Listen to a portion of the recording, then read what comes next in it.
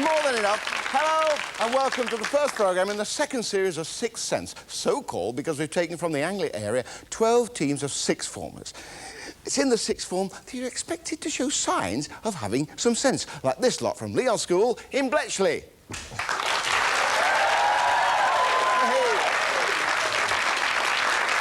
Got the fancy?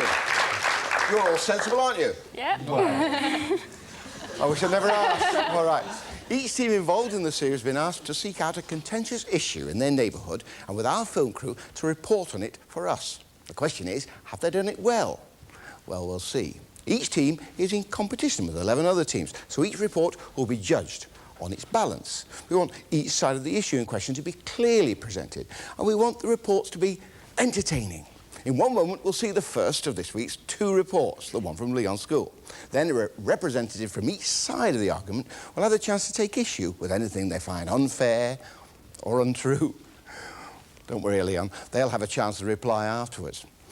After that, our celebrity judges will have their say. What judges? Well, first a man who spent his early career in the diplomatic service. Did he have some stories to tell? Well, yes, he did, which is why he became a journalist. Today, he's the regular host of The World Tonight on BBC Radio 4. Would you welcome Richard Kershaw?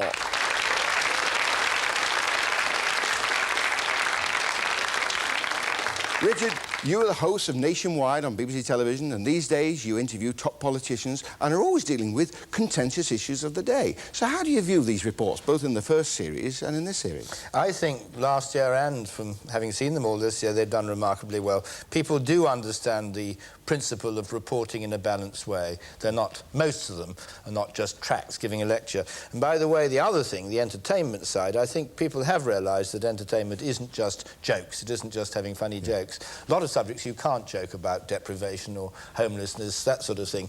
So people try and entertain by being original. Right. Our other judge is Sue Robbie.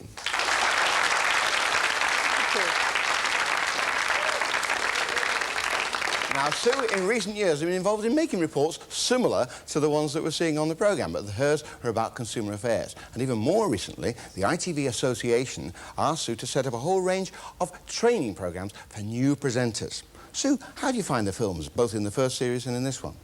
I think they're excellent. Like Richard, I think the standard's very high. And I think just because people haven't made reports before is no reason to stop them doing it. I mean, after all, if you haven't got ideas and something to say at 17 and 18, you never will have. I think you'll enjoy them. They're good. Me too. I think they're terrific. Time for the first report. Are you ready, Leon? OK. Milton Keynes is a place people either love or hate. But most people do agree it's different. One thing that makes it different is the amazing number of sculptures and works of art dotted about the place. Are they what people want? Or are they perhaps a waste of time and money? But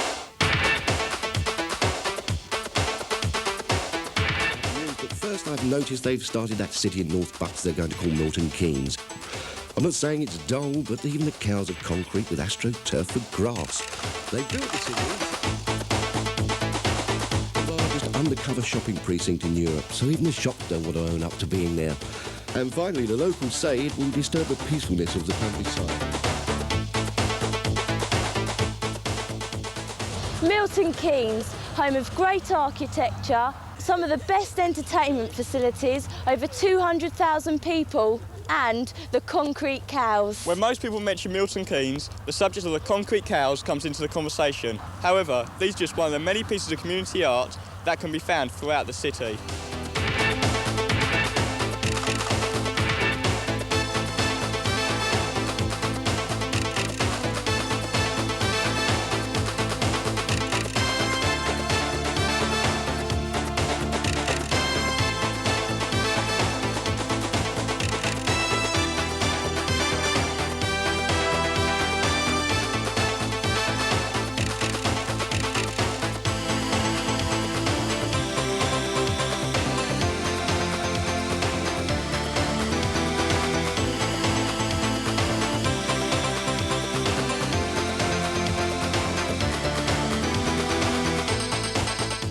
Arts, it's always been, oh, I'm no good at art and therefore I can't do it.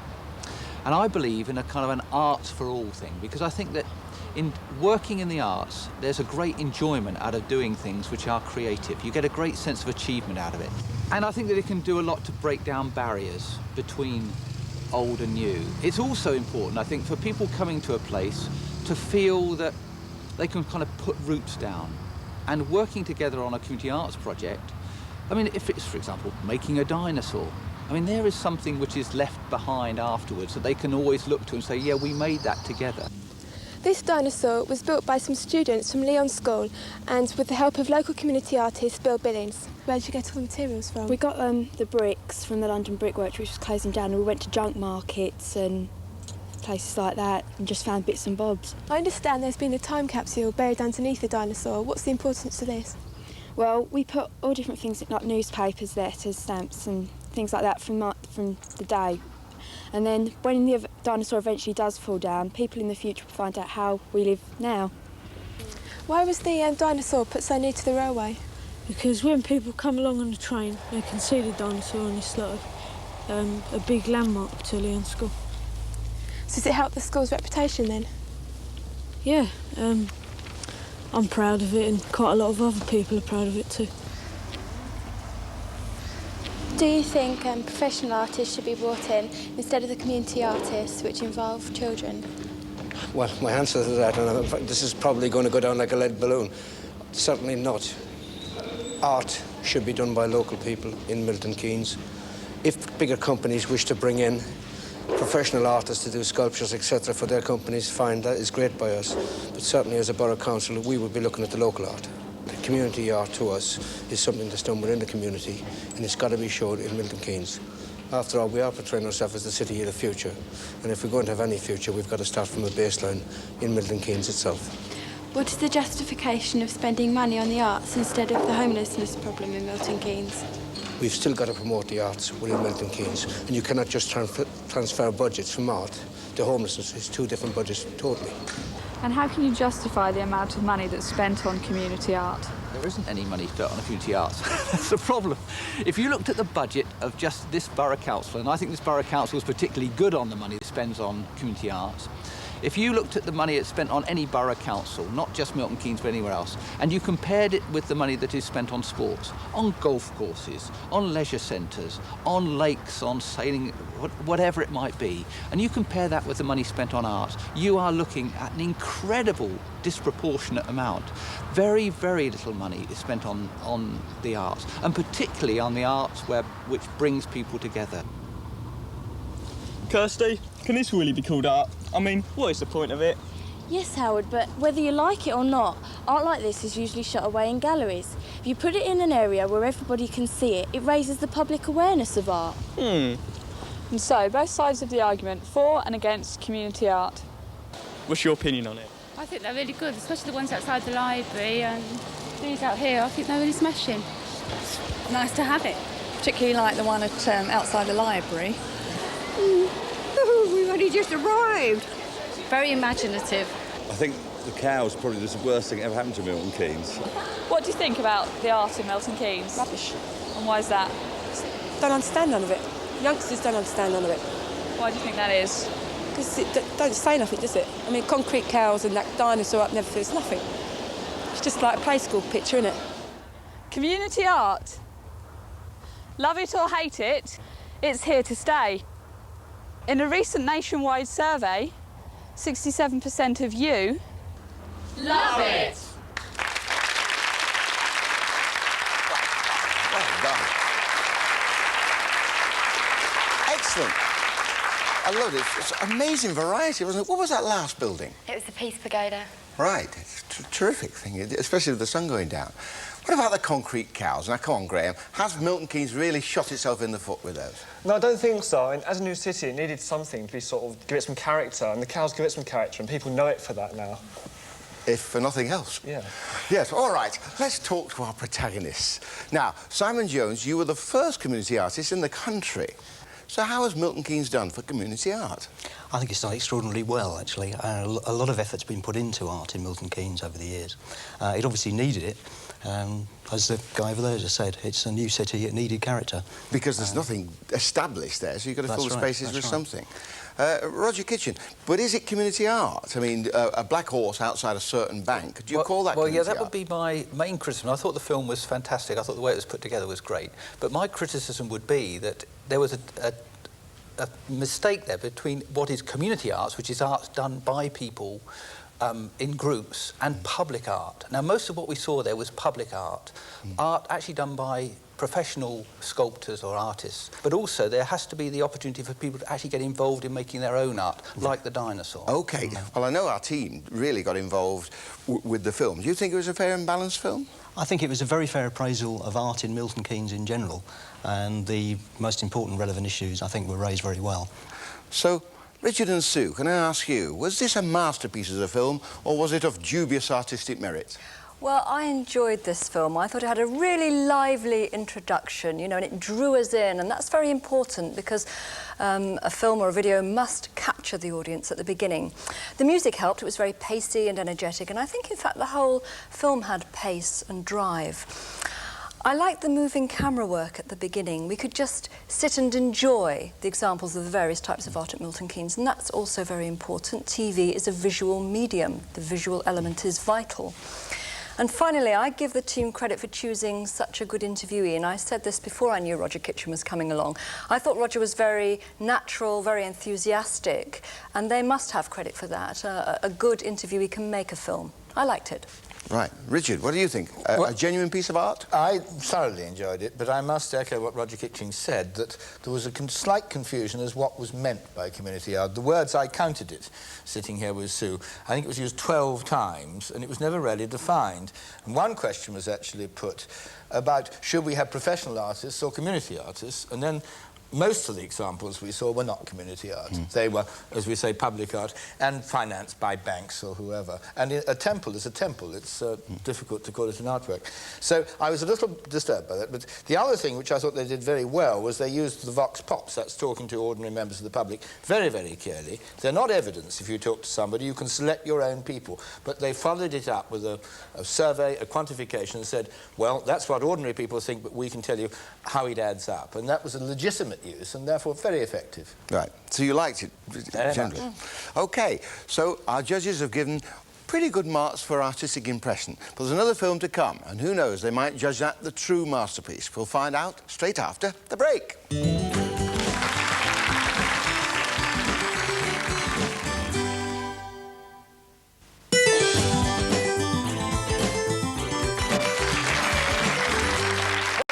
Sixth Sense. Now meet the team from Hastingsbury Upper School in the Marston Vale area of Bedfordshire.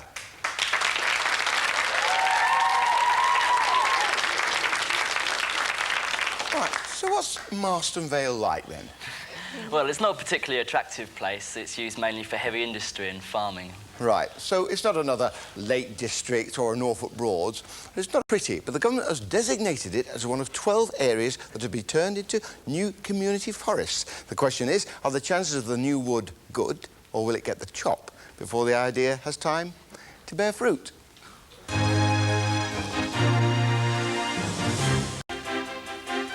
Hello, and welcome to the news at 5:30-ish. The government has revealed plans to create a series of 12 community forests around the country. In East Anglia, the Marston Vale, an area to the south of Bedford, has been selected. It was chosen because it is an area that has been particularly scarred by heavy industry, such as the brickworks, and is therefore considered to have one of the ugliest landscapes in the whole country. Hello. You're probably wondering what I'm doing sitting up a tree. Well, this programme's all about the Marston Vale Community Forest. And what is a community forest, I hear you cry? Well, seeing as there aren't any in existence at the moment, it's difficult to say. But the idea is to improve the landscape of an unattractive area. And one such unattractive area is the Marston Vale. And if you're unsure about where that is, that's it over there. Pay attention. Marston Vale Community Forest is situated here. Now, the forest is not going to be just trees. Other uses are planned as well, such as housing and industry, but mainly leisure, ranging from walking the dog to even a theme park. But before we look into more detail at what's in store for the Vale, let's have a quick look at how it's changed over the years.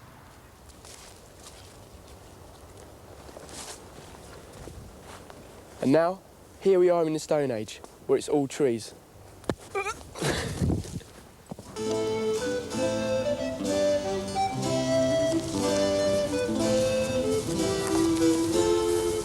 In medieval times, the began to disappear.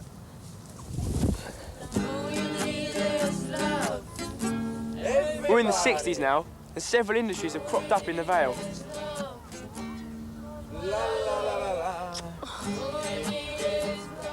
Here we are back in the good old 1990s. Let's have a look at the Vale now. The huge Cardington hangars, where the doomed R101 airship was built, have for many years been a feature of the Marston Vale, as have the chimneys of the London Brick Company of Stuartby. This is clay extraction for London Brick. Afterwards, these pits are used by Shanks and McEwen for landfill. Making the public aware of what has been happening doesn't seem to have been top of the list. So let's see what the public actually know. Have you heard anything about the community forest? No, I'm afraid I haven't. Do you know anything about it at all? No, nothing. No. Well, I know that they're going to be planting some trees over in Marston Vale down to Rugburgh. I don't know anything about the forest. I know very little about it. First time I've heard anything about it. Don't talk to me about the community forest.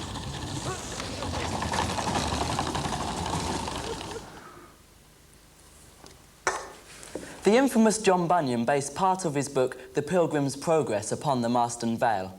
So what did he have to say about it? This miry slough is such a place as cannot be mended. It is the descent whither the scrum and filth that attends conviction for sin doth continually run, and therefore it is called the Slough of Desponds. To get the official version of what the Marston Vale Community Forest is all about, we spoke to John Popper. John, what exactly is the Marston Vale Community Forest going to be? An area of about 60 square miles, which is the area we're working on, of which about 30 or 40% will be covered in trees. That's the vision, and that's what we're going to aim for. What part will the landowners actually be playing in the community forest? They'll obviously play a crucial part. In fact, I can say that the landowners have it within their power to make this happen or to stop it happening. In order to find out what the conservationists thought, we spoke to Andy Allen from Bedford Friends of the Earth. How far do you think that the community forest will actually be for the community? Well, one can never tell. London Brick Company, for instance, own a lot of the land, and it's really down to their voluntary commitment to open up their land. I really don't know how much access the public will have, and similarly farmers, what incentive have farmers got to, again, open up their land to the public? There will obviously be cash benefits to farmers and indeed London Brick, and again that might be a little bit dubious.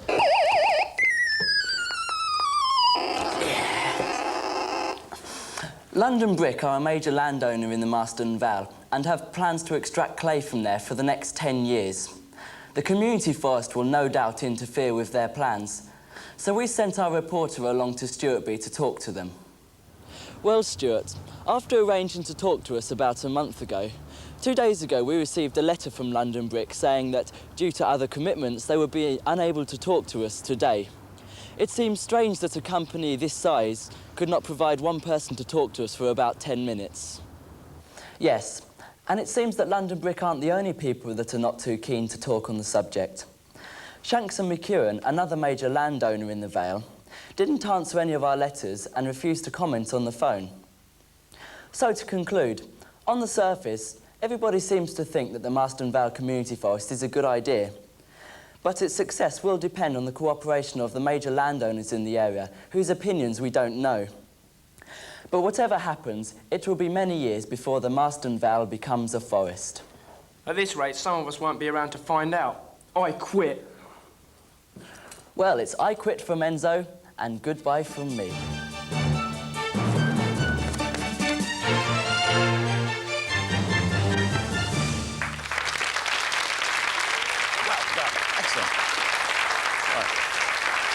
Great film, I thought, and here's the lad who got clobbered, Enzo. Were you injured at all? No, nothing permanent. Oh, that's all right. Have you ever tripped over a shrimp? No, I think so. Well, you're definitely accident-prone. Yes, sorry about that.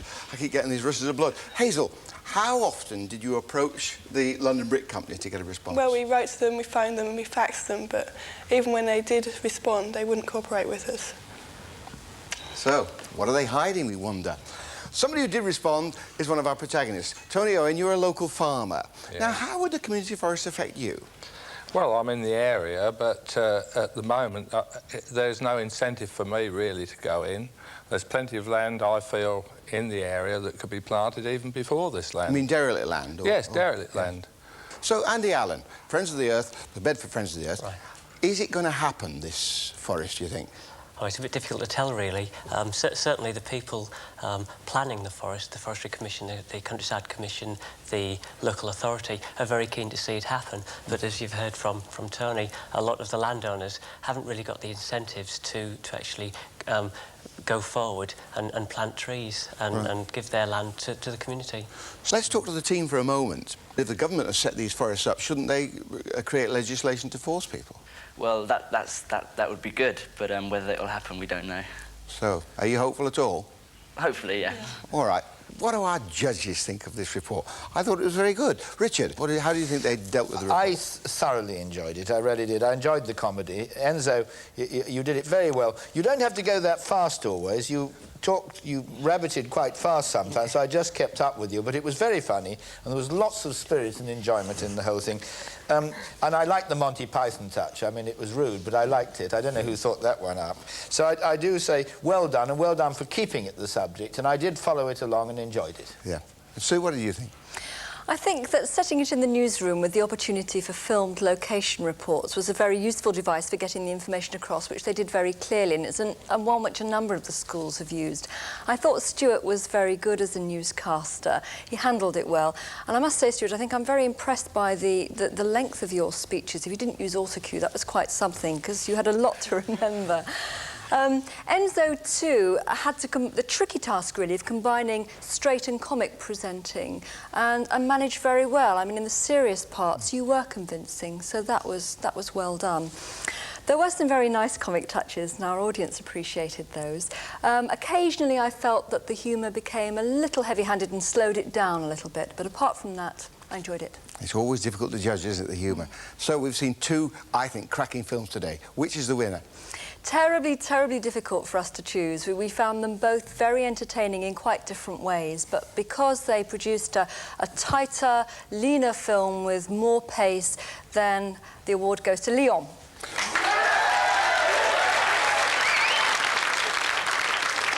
So our congratulations to Leon and our commiserations to Hastingsbury. But all is not lost, because in the 7th programme in the series, the judges will award prizes to the best 3 teams and also the best 3 individual performances. So you never know who might feature. Also in the final programme, we'll disclose a few of those moments that didn't go right the first time. And now, here we are in the Stone Age, where it's all trees. Forgot about the egg. Jeff. I forgot. He tried to kill me. There you are. Enzo could be the hit of the whole series, with 2 more great film reports next week, so don't miss them. From Sixth Sense and everyone here, Richard and Sue and myself, Johnny Ball, and especially our intrepid reporters, goodbye.